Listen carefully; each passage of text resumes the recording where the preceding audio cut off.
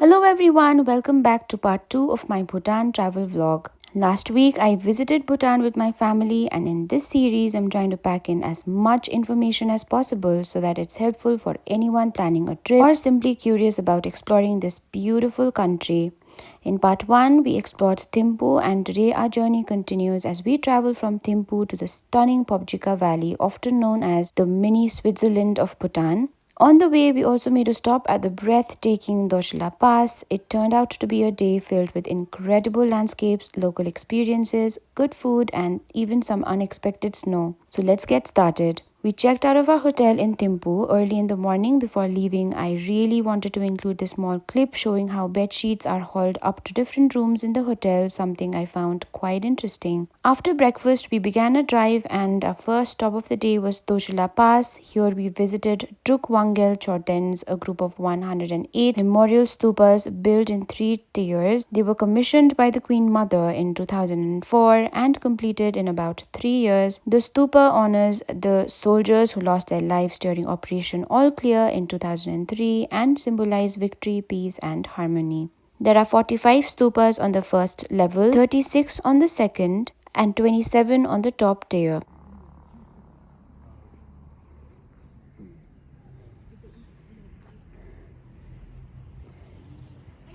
Take a look at all the intricate details. So beautiful.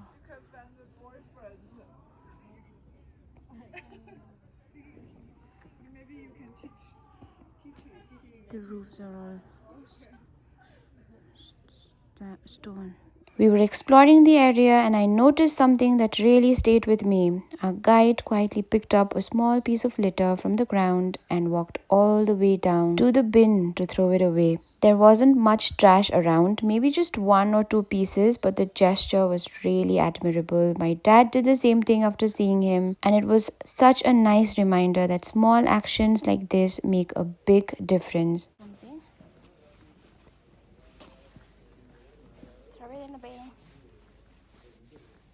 At the viewpoint, there was also a photograph showing the Himalayan mountain range that becomes visible when the clouds clear from this very spot.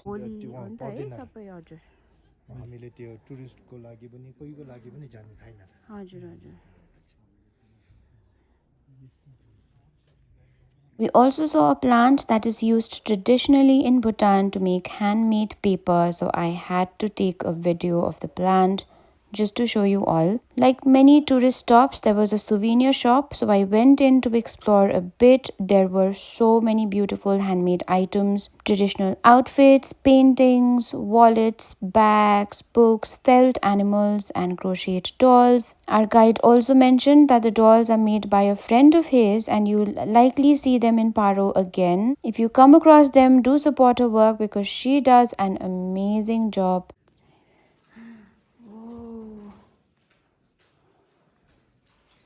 Such stunning pieces. You get more books and all, bags and little cute. Oh, look at him! He looks so weird. She looks pretty. She looks stunning. Moving on. We have more things here. Slippers.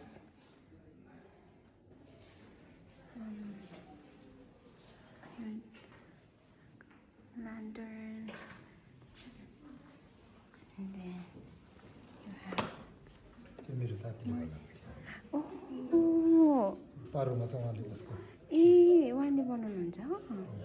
Nice. After spending some time there, we continued our journey towards Phobjikha Valley. Along the way, we spotted monkeys eating flowers from a tree, which made us stop for a moment. Our guide told us they also eat orchids. He stopped at a local shop to show us the same, and it was new to us because we actually grow orchids back home. He also showed us a variety of local coriander which had smaller leaves but a stronger flavor compared to the coriander we usually use out here. A little further along the road, we stopped at a holy water spring flowing down the rocks. People often stop here to drink water or fill their bottles, so we refilled a few empty bottles to take some back with us.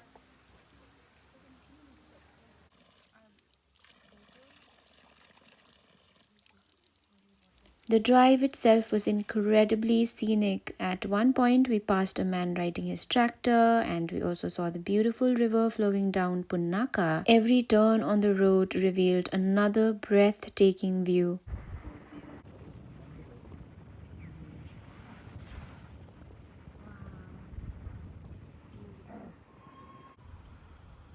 Now we're entering the zone. Look at the clean water.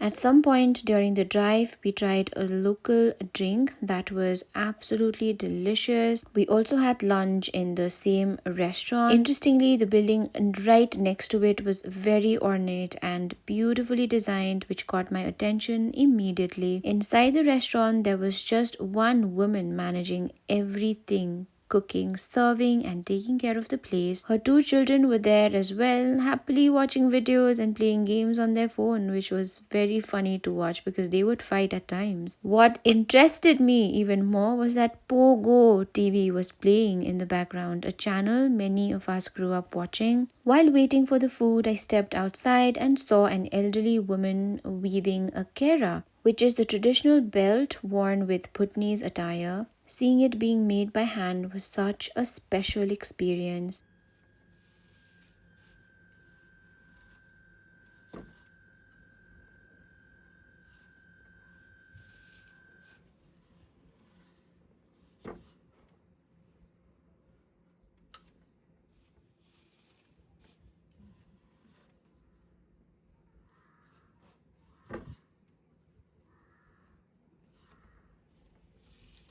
Tedious, eh?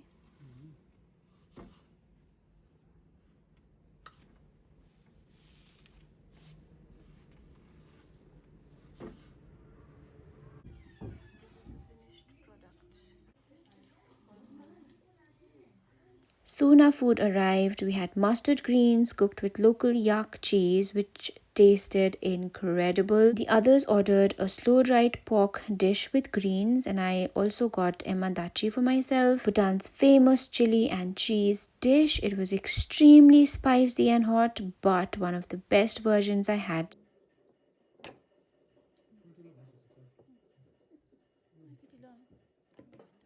The lady also roasted dry Bhutanese chilies in a bit of oil and sprinkled some salt on top. Simple but surprisingly delicious. I even asked her which cheese she used, and she showed me it was just the yak cheese that I just told you about. After lunch, we continued our journey towards Phobjikha, and that's when it started snowing. I was so excited, I could barely contain myself.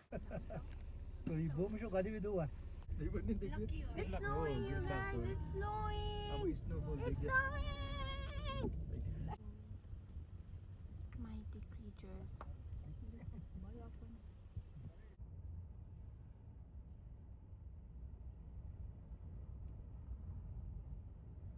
The moment we reached the valley, the scenery was so beautiful that I could not stop humming country roads. Wide open fields, grazing cows, everything was so perfect. The valley is crossed by a stream called Nakechu, which means black water or snake river. The entire landscape was stunning.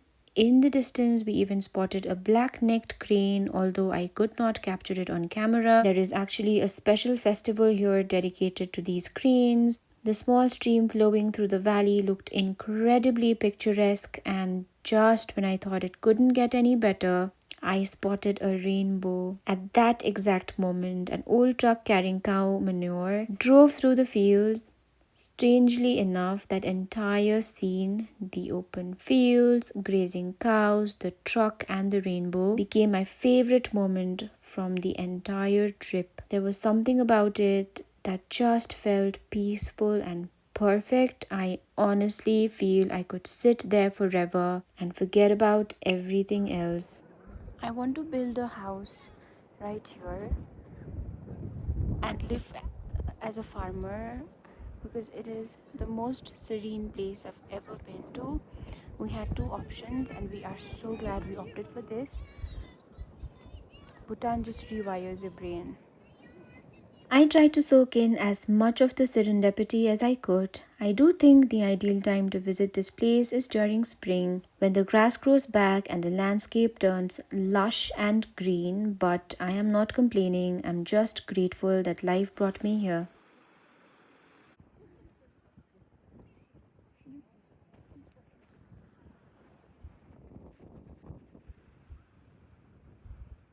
I could see a structure at a distance and I wanted to walk right up to that point and have a look at what was there beyond. And there were stretches upon stretches of empty fields and it felt so surreal.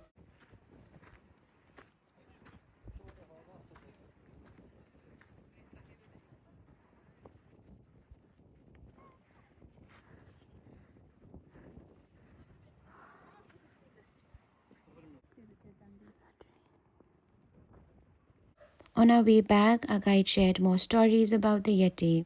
We listened to him while taking in the views.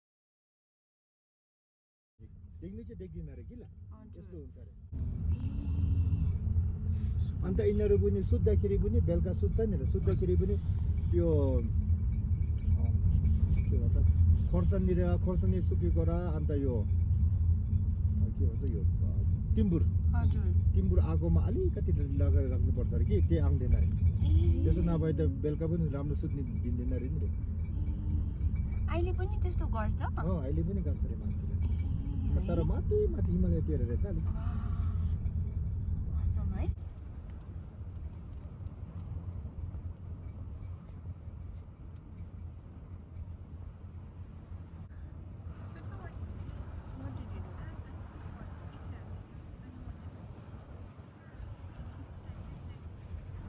As we went a little higher up, it started snowing heavily. I built a tiny snowcat. It definitely wasn't pretty, and I knew I had to redeem myself.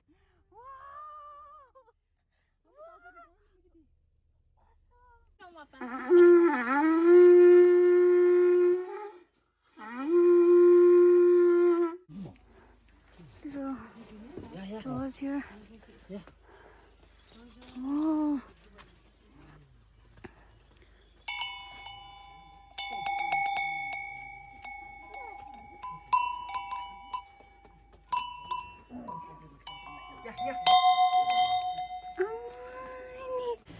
We are on our way to Paro and it started snowing, so we're just having a casual snow fight.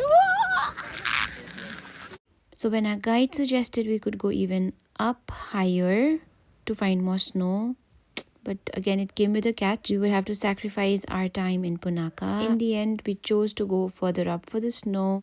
I really wanted another chance to build my snowcat, this time with green candy for its eyes. I even took out my eyeliner to draw its nose and whiskers, and of course I had to make a tiny mouse to keep the cat company. After that, we quickly made our way towards Paro and reached at around 9:30 p.m. We're here for dinner. You want gravy? Yeah. Thanks. And they surprisingly prepared kheer for us, which was nice.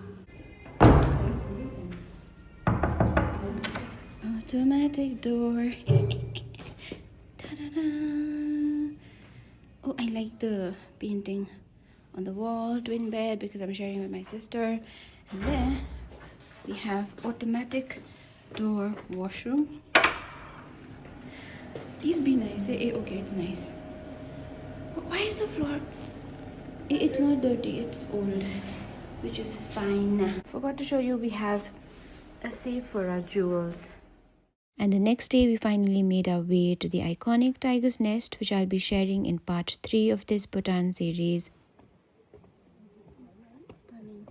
Trust me, it was an unforgettable experience. I'll also take you through the markets of Paro and you are going to love it. Thank you so much for watching. I will see you guys in the next one.